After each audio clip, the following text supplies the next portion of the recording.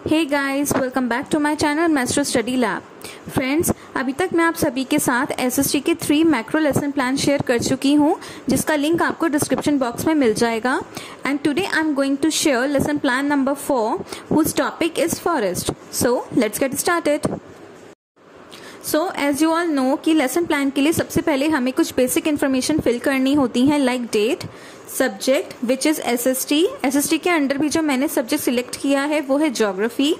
Then class 7th, topic is forest. Period, जो भी period आपको प्रोवाइड कराया जाएगा बच्चों को पढ़ाने के लिए, आपको वो पीरियड यहाँ पर लिखना होगा। Then time 35 minutes and school, जिस भी स्कूल में आप टीचिंग के लिए जाएंगे उस स्कूल का नाम यहाँ पर आपको मेंशन करना होगा। अब हम सबसे पहले बात करते हैं जनरल ऑब्जेक्टिव्स के बारे में। मैंने आपको पहले भी बताया था कि जनरल ऑब्जेक्टिव्स हर लेसन प्लान का ऑलमोस्ट सेम होता है। एंड जनरल ऑब्जेक्टिव्स का मतलब होता है कि आप जो सब्जेक्ट बच्चों को पढ़ाना चाहते हैं वो क्यों पढ़ाना चाहते हैं, उसके पीछे आपका क्या सामान्य उद्देश्य है। जैसे मैंने यहाँ पे लिखा है to inform the students about geography, मतलब बच्चों को ज्योग्राफी क्यों पढ़ाना चाहती हूँ, तो इसका जनरल ऑब्जेक्टिव क्या हुआ कि मैं बच्चों को ज्योग्राफी के बारे में बताना चाहती हूँ, ज्योग्राफी में बच्चों को इंट्रोड्यूस करना चाहती हूँ। सो इसी तरह से हम अपने जनरल ऑब्जेक्टिव्स यहाँ पर लिखेंगे। देन हम बात करते हैं स्पेसिफिक ऑब्जेक्टिव्स की। स्पेसिफिक ऑब्जेक्टिव्स का मतलब होता है कि आप जो टॉपिक बच्चों को पढ़ाएंगे उस टॉपिक के अंदर आप बच्चों को क्या क्या पॉइंट्स एक्सप्लेन करेंगे। जैसे कि मैंने यहाँ पर लिखा है to enable the students to acquire the knowledge of forest and its importance. Means कि मैं बच्चों को बताना चाहती हूँ कि फॉरेस्ट क्या है एंड उसकी इम्पोर्टेंस क्या है। तो जो भी टॉपिक आप बच्चों को पढ़ाएंगे, आप उस टॉपिक के अंडर बच्चों को क्या क्या चीजें समझाने वाले हैं, वही हमें स्पेसिफिक ऑब्जेक्टिव्स में लिखना होता है। देन प्रीवियस नॉलेज का मतलब है कि जो बच्चों की प्रीवियस नॉलेज है, जो उनका पूर्ण ज्ञान है, उसको उनकी न्यू नॉलेज के साथ लिंक करना। देन टीचिंग एड्स, अपने टॉपिक को समझाने के लिए आप जो भी टीचिंग एड्स यूज करेंगे वो आपको यहाँ पर लिखने होंगे, like chalk, duster, roller board, black board, pointer. अगर आप कुछ समझाने के लिए, कुछ दिखाने के लिए चार्ट पेपर का भी यूज करते हैं तो वो भी आपको यहाँ पर लिखना होगा, क्योंकि वो भी एक टीचिंग एड है। Now let's discuss pupil teachers activities and students activities। आप यहाँ पर देख सकते हैं कि हमें 6 कॉलम्स गिवन हैं, जिसमें जो सबसे फर्स्ट कॉलम है वो है content, then objectives with specification in behavioural terms, then pupil teacher activities, students activities, methods, techniques and aids and evaluation. तो सबसे पहले हम लिखेंगे कंटेंट में इंट्रोडक्शन। आपको यहाँ पर ध्यान रखना है कि जो ऑब्जेक्टिव्स का कॉलम है ये हमें हमेशा लास्ट में फिल करना होता है, क्योंकि जब आप बच्चों को पढ़ा चुके होते हैं उसके बाद आपको बच्चों से जिस भी तरह का रिस्पांस मिलता है उसी के बेसिस पर ये ऑब्जेक्टिव्स का कॉलम फिल किया जाता है। देन प्यूपल टीचर्स एक्टिविटीज में हम सबसे पहले लिखेंगे इंट्रोडक्टरी क्वेश्चंस। जब भी आप बच्चों को अपना टॉपिक इंट्रोड्यूस करते हैं तो आपको पहले कुछ इंट्रोडक्टरी क्वेश्चंस बच्चों से पूछने होते हैं जो उनकी प्रीवियस नॉलेज से रिलेट करते हो। देन आप लास्ट में एक ऐसा क्वेश्चन पूछेंगे जो आपके टॉपिक से रिलेटेड हो। जैसे यहाँ पे मैंने फर्स्ट क्वेश्चन बच्चों से पूछा है on which planet we live. So मुझे बच्चों ने उसका आंसर दिया है अर्थ, जिसे मैंने स्टूडेंट्स एक्टिविटीज में नोट डाउन किया है। देन इसी तरह से उनकी प्रीवियस नॉलेज से रिलेटेड क्वेश्चन पूछते हुए मैंने लास्ट में क्वेश्चन पूछा है what are the group of thousands of plants called. तो मुझे बच्चों की तरफ से कोई भी रिस्पॉन्स नहीं मिला, इसलिए मैंने स्टूडेंट्स एक्टिविटीज में लिखा है नो रिस्पॉन्स। एंड देन मैंने मेथड में लिखा है क्वेश्चन आंसर मेथड। अब देखेंगे हम next content which is aim of statement. सबसे पहले प्यूपल टीचर्स एक्टिविटीज में जो आपने लास्ट क्वेश्चन बच्चों से पूछा था उसका आप आंसर बताएंगे। They are called forest, so today we will discuss about forest in detail.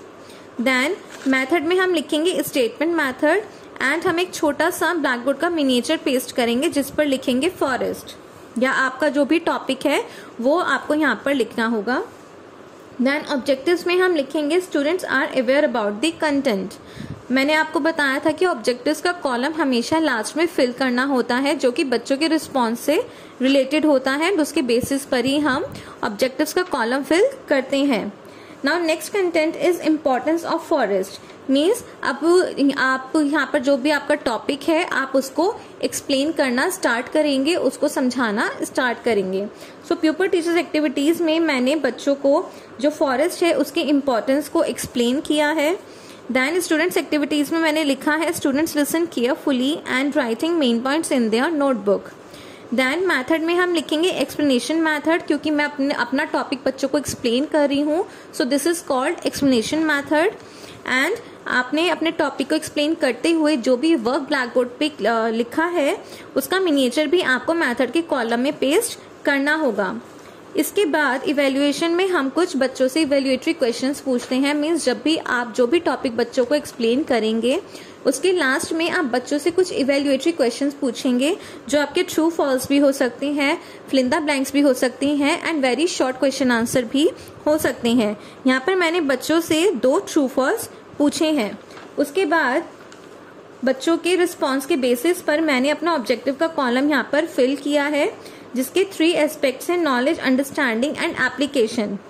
मैंने यहाँ पर इसके सिर्फ 2 एस्पेक्ट्स फिल किए हैं, K means knowledge and U means understanding. Knowledge में मैंने लिखा है students are able to define forest, and understanding में मैंने लिखा है that students are able to understand the importance of forest. जो आपका थर्ड एस्पेक्ट है एप्लीकेशन, वो आपको ध्यान रखना है कि वो आप किस बेसिस पर फिल करते हैं।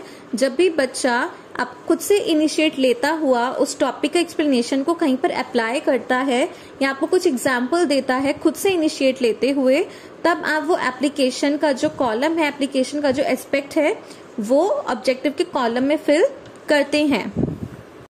Now let's talk about developmental questions. मैंने आपको पहले भी बताया था कि डेवलपमेंट्री क्वेश्चंस का मतलब होता है कि जो भी टॉपिक आपने लास्ट पेज पर बच्चों को एक्सप्लेन किया है, सबसे पहले आप उससे रिलेटेड बच्चों से 1 या 2 क्वेश्चंस पूछेंगे एंड देन लास्ट में आप एक ऐसा क्वेश्चन पूछेंगे जो आपकी नेक्स्ट कंटेंट की तरफ जाता है। जैसे कि मैंने यहाँ पर फर्स्ट क्वेश्चन बच्चों से पूछा है why forest are called the lungs of the world, तो मुझे बच्चों ने आंसर दिया as they give out oxygen. तो मैंने बच्चों के आंसर को स्टूडेंट्स एक्टिविटीज में नोट डाउन किया है। देन लास्ट में मैंने बच्चों से पूछा है what are the types of forest, so मुझे बच्चों की तरफ से कोई भी रिस्पॉन्स नहीं मिला, इसलिए मैंने स्टूडेंट्स एक्टिविटीज में लिखा है no response. Now this is called question answer method, तो मैंने मैथड के कॉलम में लिखा है क्वेश्चन आंसर मैथड। अब मेरा नेक्स्ट कंटेंट है types of forest. So pupil teachers activities में मैंने बच्चों को फॉरेस्ट के टाइप्स एक्सप्लेन किए हैं एंड स्टूडेंट्स एक्टिविटीज में मैंने लिखा है that students listen carefully and right main points in their notebook. This is called explanation method, तो मैथड के कॉलम में हम लिखेंगे एक्सप्लेनेशन मैथड एंड अपने टॉपिक को एक्सप्लेन करते हुए मैंने जो भी वर्क ब्लैक बोर्ड पर किया था उसका मिनिएचर भी मैंने यहाँ पर मैथड के कॉलम में पेस्ट किया है। इसके बाद मैंने बच्चों से कुछ इवैल्यूएटरी क्वेश्चंस भी पूछे हैं, जिसमें मैंने बच्चों से 2 फिल इन द ब्लैंक्स पूछे हैं। इसके बाद ऑब्जेक्टिव के कॉलम में जो मेरे 3 एस्पेक्ट्स हैं, नॉलेज, अंडरस्टैंडिंग एंड एप्लीकेशन, मैंने बच्चों के रिस्पॉन्स के बेसिस पर उन्हें यहाँ पर ऑब्जेक्टिव्स के कॉलम में फिल किया है। अब फिर से हम डेवलपमेंट्री क्वेश्चंस की बात करेंगे, क्योंकि जब भी आपको अपने नेक्स्ट कंटेंट की तरफ जाना होता है तो आपको बच्चों से डेवलपमेंट्री क्वेश्चंस पूछने होते हैं। तो फिर से मैंने बच्चों से यहाँ पर अपने टॉपिक से रिलेटेड कुछ डेवलपमेंट्री क्वेश्चंस पूछे हैं। जैसे कि मैंने फर्स्ट डेवलपमेंट्री क्वेश्चन पूछा है डिफाइन एवरग्रीन ट्रीज। सो मुझे बच्चों ने उसका आंसर दिया forest made up of green trees like coniferous. So इसका आंसर भी मैंने स्टूडेंट्स एक्टिविटीज में नोट डाउन किया है। Now again this is called question answer method, तो हम मैथड के कॉलम में लिखेंगे क्वेश्चन आंसर मैथड। मैंने आपको बताया है कि जो भी डेवलपमेंट्री क्वेश्चंस होते हैं वो आपको हर टॉपिक को एक्सप्लेन करने के बाद बच्चों से पूछने होते हैं कि उसी से रिलेटेड, उसी को रिलेट करते हुए आप अपने नेक्स्ट कंटेंट की तरफ जाते हैं। अब डेवलपमेंट्री क्वेश्चंस में मैंने लास्ट में बच्चों से पूछा है what are the measures to control deforestation. तो मुझे बच्चों की तरफ से कुछ पार्शियल रिस्पॉन्स मिला, मींस बच्चों ने मुझे कुछ मिला जुला जवाब दिया, तो मैंने स्टूडेंट्स एक्टिविटीज में लिखा है पार्शियल रिस्पॉन्स। देन मैंने नेक्स्ट कंटेंट में लिखा है measures to control deforestation, means ये मेरा नेक्स्ट कंटेंट है। इसके बाद मैंने प्यूपल टीचर्स एक्टिविटीज़ में बच्चों को मेजर्स एक्सप्लेन किए हैं। एंड स्टूडेंट्स एक्टिविटीज़ में मैंने लिखा है that students listen carefully and right main points in their notebook. इस टॉपिक को एक्सप्लेन करते हुए मैंने ब्लैक बोर्ड पर जो भी वर्क किया था उस मिनिएचर को भी मैंने यहाँ पर मैथड के कॉलम में पेस्ट किया है। देन बच्चों के रिस्पॉन्स के बेसिस पर मैंने अपना ऑब्जेक्टिव का कॉलम भी फिल किया है, जिसमें मैंने तीनों एस्पेक्ट्स के बारे में बताया है। के, you and A means knowledge, understanding and application. Application का कॉलम आप तभी फिल करते हैं जब बच्चा खुद से इनिशिएट लेता हुआ उस टॉपिक को एक्सप्लेन करता है या उस टॉपिक से रिलेटेड आपको कुछ न्यू एग्जाम्पल देता है। देन नेक्स्ट कंटेंट है हमारा ब्लैक बोर्ड समरी।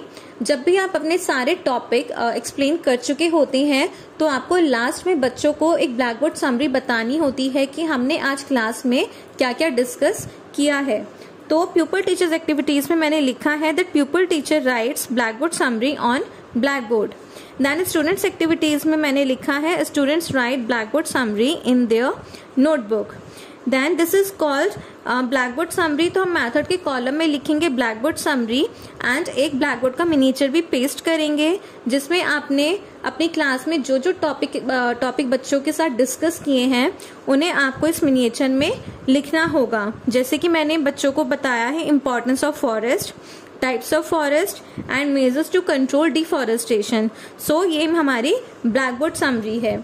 उसके बाद ऑब्जेक्टिव्स के कॉलम में मैंने लिखा है that students are able to establish their learned knowledge, means बच्चों ने क्लास में जो भी पढ़ा है बच्चे उसे अच्छे से समझ पाए हैं। Okay, so this is the last page of our macro lesson plan. यहाँ पर जो सबसे पहला टॉपिक है वो है रिकैप्चुलेटरी क्वेश्चंस।